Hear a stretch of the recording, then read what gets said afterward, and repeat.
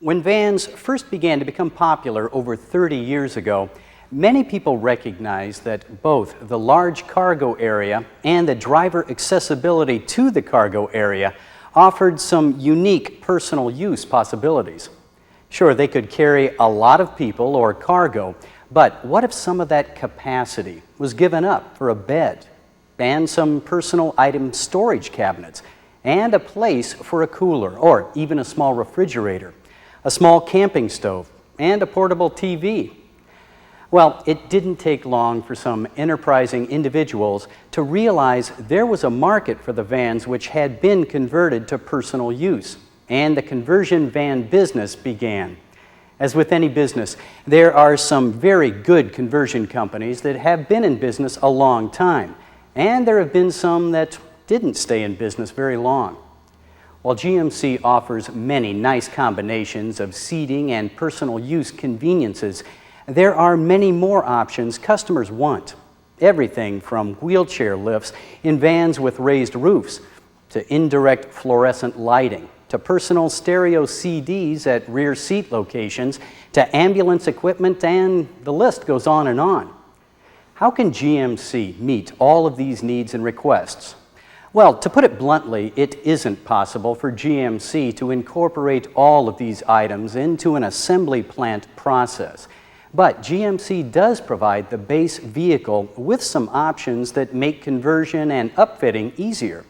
And that's what this PPN release is going to look at, the base van and what options are offered to assist the conversion van upfitters. Since the Savanna is now being made available to upfitters, we will concentrate on it and what the upfitters need, such as auxiliary battery power connections, air conditioning connections, but without the GMC rear AC, and rear heater coolant lines without the GMC rear heater installed. GMC does make available bodybuilder's books. Now, this light-duty book covers all of the light-duty products that GMC builds. It's also an upfitter's Bible, since it contains detailed dimensions and information needed for any modifications to the van they may want to perform. If you need a 1996 bodybuilder's book and can't locate your dealership's copy, it can be ordered from the same location as the sales data books. Now, they are not currently warehoused with service manuals. Now, the address for ordering the 1996 bodybuilder's book is in your reference manual, which accompanies this video. Let's take a look at the 1996 bodybuilder's book, starting with the index.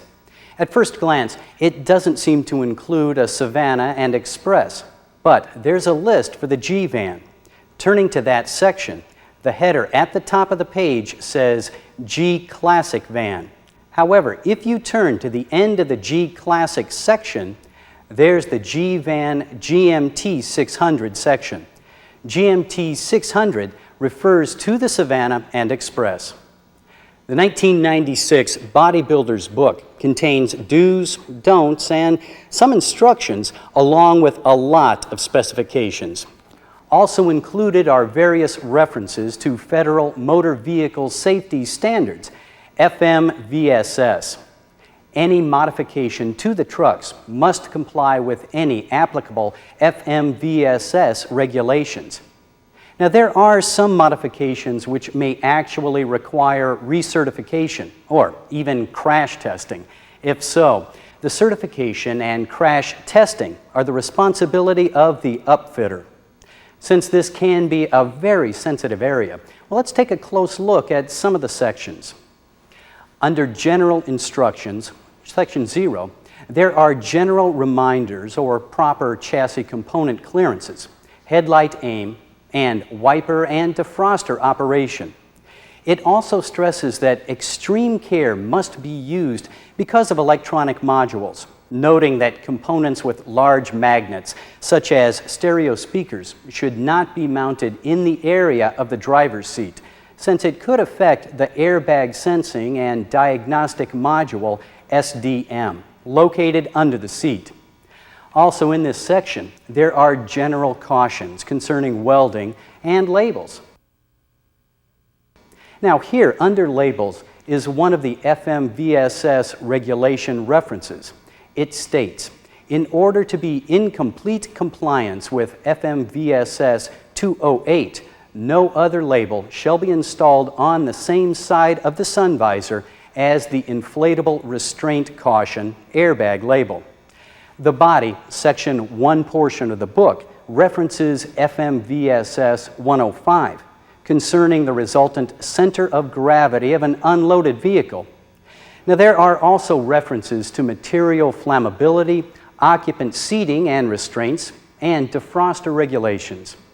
Section 2, frame, contains specifications for hole size and locations for drilling holes in the frame. At about this point, you're probably asking yourself, why are they covering this? Well, we're covering this so that if a customer brings an upfit conversion van in for a concern, well, you'll know where to find information to help you determine if the concern was caused by the conversion company. Rather than go through the entire 1996 Bodybuilder's book, I'll give you just a few examples of potentially important information, such as the roll or lean angle to check for rear suspension clearance is under rear axle, which is section 4.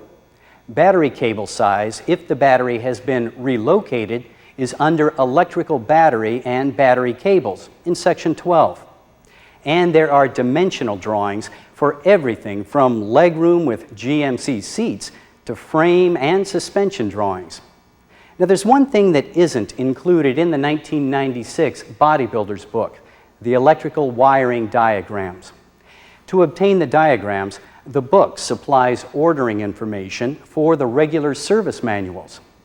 Since any electrical hookups a conversion company may make can be very important in troubleshooting electrical concerns, well, let's take a look at what GMC provides for electrical power. In the Savanna Service Manual, Section 8A, Electrical Diagnosis, Section 18 contains upfitter provisions. Now, that's a very short section with only one diagram. For battery positive power, hot at all times, the auxiliary B 30 amp maxi fuse is used. Now, it's located in the underhood fuse and relay center. For hot in accessory or run, the auxiliary A 30 amp maxi fuse provides power to a normally open upfitter relay. Now, the relay is activated by the 10 amp radio fuse, number 17 in the instrument panel fuse block. The relay and one of the upfitter connectors are located just behind the driver's door rear post, or side B pillar. The connector C302 is a 6-pin connector with 3 empty pins. Now, 2 of the remaining pins have the hot at all times circuit 842 and the hot in accessory or run circuit 1042. Both of the power circuits are 3mm red wires. Now, the final pin in the connector has a 3mm black ground wire, circuit 150. Splices in the 2 power circuits lead to another upfitter connector. It's connector C206 and is located under the left-hand side of the instrument panel, near the convenience center. The upfitter connectors and relay will only be installed if the ordering option code YF7 is included in the order. Now, there's one important fact to remember. The 2 power circuits are only 30 amp circuits. Some conversion van upfitters may require more power than these circuits provide. Now, if this is the case, the upfitter may have tied into other circuits. If so, verification of exactly what equipment is tied into which circuits may be necessary. Why? Well, because some electronics, such as the VCM, the ABS, and SIR, can be affected by voltage spikes caused by the upfitter's electrical components. Now, this can apply not only to power circuits, but ground circuits as well. Well, for example, the ground for the upfitter's connector has this OBD2 symbol next to it. Now, the full definition for this and other symbols is covered in 8A, Section 3. Now, briefly, it says the symbol identifies a circuit which is essential to the operation of the OBD2 emission controls. Since the VCM controls OBD2, well, this ground circuit could be a path for unwanted voltage to get to the VCM, especially if the actual ground, G201, isn't making a good connection to ground. Some electronic circuits, such as the ABS, may only be identified by the electrostatic discharge symbol at the electronic brake control module. Some upfitter components, such as wheelchair lifts, have very high electrical power requirements. Now, the high power draw components should only be connected to the battery using kit number 1846855, specified in Service Bulletin 90-9-66. Now, the ordering option I mentioned earlier, YF7, also has other provisions for upfitters. Now, the refrigerant connections for rear air conditioning is one of them. The Quick Connect fittings are designed to accept matching AeroQuip connection fittings, which can be attached to pre-charged lines and components. Now, this allows for a one-time connection to the factory charged system without having to discharge, recover, evacuate, and recharge the system. The conversion upfitters must use these connections for GMC to provide warranty for the GMC installed components of the air conditioning system. Now, there are two locations for the refrigerant connections. One is located under the hood at the rear of the AC compressor. To access this connection, the engine cover must be removed. The other connection is located at the B pillars. The engine coolant connections for a rear heater are in the same location at the B pillars. When an aftermarket rear air conditioning unit is added to the front AC system, the upfitter is responsible for several items. Now, one of these items is to make sure the system cools properly. To ensure proper cooling, the upfitter must add the correct amounts of PAG refrigerant oil and R134A refrigerant to the system to accommodate the new rear AC unit. Otherwise, the compressor could be damaged or the system may not cool properly. Another important change is to revise or modify the GMC refrigerant charge capacity label, located on the front of the evaporator to reflect the capacity of the larger system. If you don't know the correct capacity of the system, well, it becomes very difficult to service it. Also, the upfitter is responsible for adding enough of the correct engine coolant if an aftermarket rear heater is installed. While adding coolant may seem very basic, it can be difficult to accomplish due to the very long rear heater lines. And the lines make a number of twists and turns to get to the rear heater, which means getting all of the air out of the lines can be difficult. Some upfitters actually install a sticker on the dash instructing the driver to check the coolant level after the truck has been driven 300 miles. Now, this allows time for any air trapped in the rear heater lines to work its way to the radiator. The upfitter's option, YF7, also includes a factory-installed dash switch for a rear air conditioning and/or heater blower fan. Now, the switch is designed to provide a ground circuit for the control side of normally open relays. Providing a ground causes one of the relays to close, providing power or one of the blower speeds. In the GMC rear blower circuit, power for the control side of the relays is from the instrument panel, RR HVAC 10 amp fuse, number 24. Power for the blower motor or load side of the relay is from the rear blower 30 amp mini fuse, located in the underhood fuse relay center. Now, some upfitters use these fuses while others may not. There are also a number of electrical items installed or deleted by GMC included in the YF7 option, which should be covered. First, an interior light shutoff or kill switch is included, as are door stepwell lights, but dome lights aren't included. The front door trim panels may or may not be requested by the upfitter, but in either case, the front door speakers will be installed by GMC. Even if a radio is ordered, the rear door speakers won't be installed. Instead, they're shipped loose in a carton inside the truck. Other electrical items included in YF7 are the headlights on warning buzzer, seatbelt and ignition key left in the ignition reminders, engine cover console with cup holders, cigarette lighter and light, the front and rear door control switches and pods or housing if the interior door trim isn't included, intermittent wipers, and the base standard 124 amp generator.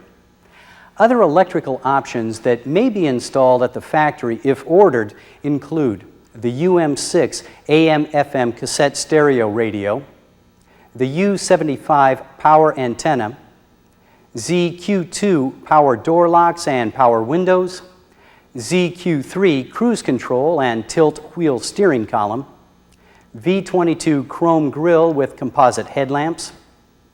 Other standard but not electrical features of YF7 include the stepwell covering mat, A and B pillar trim moldings, the rear door sill covering mat, the cowl kick panels, the front and side door inside handles and bezels, front seat belts, front seat risers and adjusters with temporary cardboard seats. It may be noted that the passenger riser is shipped installed, but is not torqued at the factory. The upfitters will remove the risers for carpet installation. Front floor insulation, vinyl padded sun visors, cloth visors are an option, but must be ordered with RPO DH6. The headliner and clothes hooks are deleted and are not installed. Now, one thing I briefly mentioned while talking about air conditioning was the warranty. GMC does warranty the truck as it was equipped when it left the assembly plant, but does not warranty the upfitter's conversion or components. They are warranted by the conversion company. The conversion company is required to install their own owner's manual as well as warranty and maintenance information. Addresses for many of the conversion companies are listed in your reference manual, which accompanies this video. And this list is from the GMC sales data list. And as you might suspect, some companies may drop off the list while other new ones are added. The most current list will be found in the sales data book. By providing a base conversion package, GMC opens up a way for your dealership to gain additional sales in a very lucrative market. By covering what GMC provides, well, we hope you will have gained useful information to help you service the GMC products you work on. Well, thanks for your time and your attention.